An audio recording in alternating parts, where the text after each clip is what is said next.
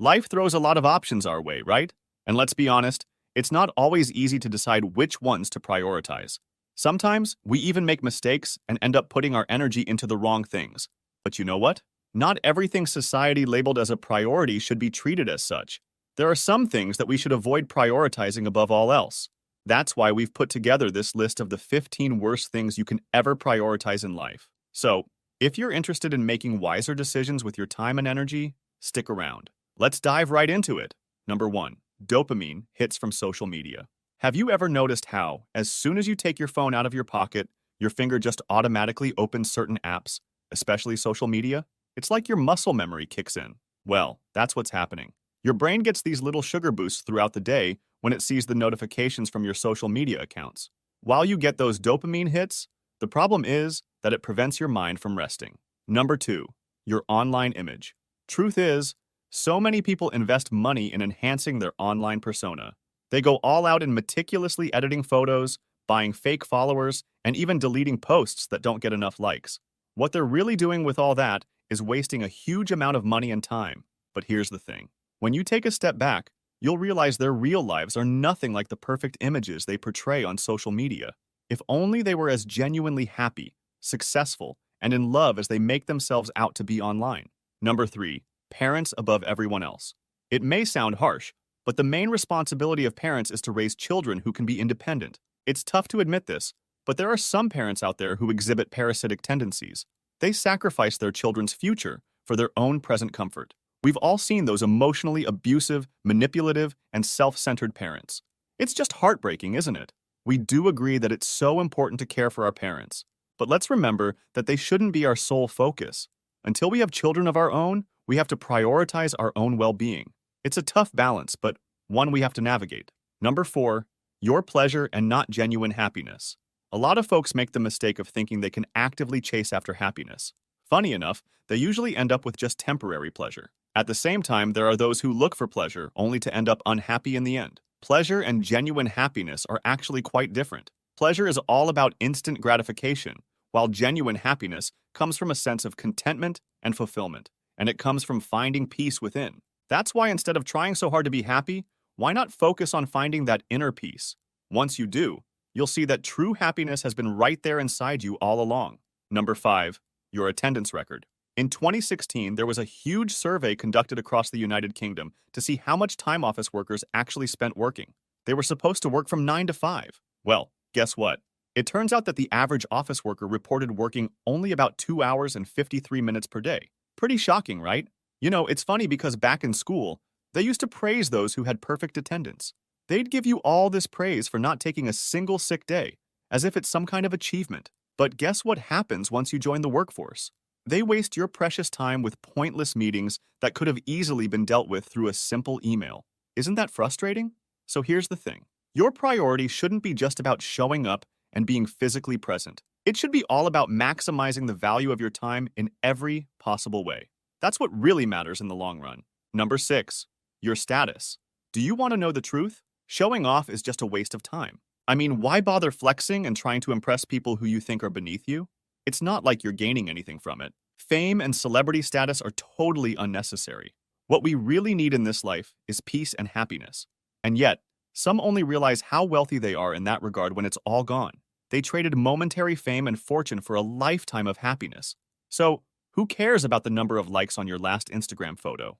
And why on earth would you care if your ex still watches your stories? Seriously, how does any of that even matter in your life? Number 7. Getting everyone to like you. One valuable lesson we've learned this year is that no matter what you do, there will always be some people who dislike you, sometimes for no rhyme or reason. On the other hand, there are those who initially dislike you, but eventually come to imitate you. This cycle seems never-ending. But here's the thing. Spending your whole life seeking validation from others is just a waste. And sometimes, to make others happy, you might end up sacrificing your own happiness. So, watch out for those who thrive on sucking the joy out of you. Number 8. Adopting the mob mentality. Groupthink is a dangerous thing. It's when everyone in a group goes along with the flow to keep harmony, but at the cost of individuality. As individuals, we're all about seeking truth. But when we're in a group, it's all about consensus. And that often means critical thinking takes a back seat. It's really important to create an environment where people feel free to express their beliefs without any fear. Otherwise, we'll end up with a society where everyone just mindlessly agrees and conforms. Remember, your duty isn't to please everyone. It's to stand up for what's right. And with the mob mentality, that doesn't really happen. Number 9. Accomplishments as a student. We all have those academic awards tucked away in a drawer in our childhood homes, don't we? They meant the world to our parents, of course. But let's be honest, they haven't really played a role in our professional lives, right? The truth is, those academic achievements only hold weight within the confines of school. In the real world, what really matters is our ability to create value for the marketplace. You know what's surprising, though? People these days have actually gained more knowledge from all the free content available on platforms like YouTube than they ever did during their time in university. And those practical online courses? They've equipped us with a greater array of skills than our entire academic tenure. It's better to be in pursuit of knowledge than to be fixated on your academic achievements. The world is constantly changing, and you need to adapt to it. Constant learning will help you do just that. Number 10. Proving your critics wrong. Instead of wasting energy on proving your haters wrong, focus on proving yourself right. Show yourself that the thoughts and desires within your mind and soul can actually become reality. Forget about what others might think. This is your life, and you have the power to make it extraordinary. Trying to disprove your haters only gives them space in your mind and soul. So, let go of that burden and embrace the limitless possibilities that await you. You've got dreams and aspirations, right? So go validate them and unleash your potential. Number 11. The happiness of your boss. Pursuing wealth and happiness should be individual goals. So it's not your main responsibility to make your boss happy or successful. While your boss may suggest that your happiness depends on theirs, that's generally not true. They will always prioritize their own interests over yours.